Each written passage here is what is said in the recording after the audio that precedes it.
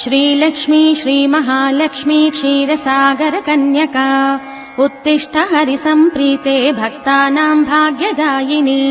श्रीलक्ष्मी श्रीमहालक्ष्मी क्षीरसागरकन्यका उत्तिष्ठ हरिसम्प्रीते भक्तानां भाग्यदायिनी।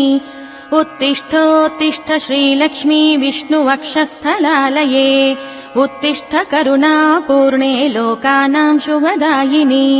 उत्तिष्ठोत्तिष्ठ श्रीलक्ष्मी विष्णुवक्षस्थलालये उत्तिष्ठ करुणापूर्णे लोकानां शुभदायिनी।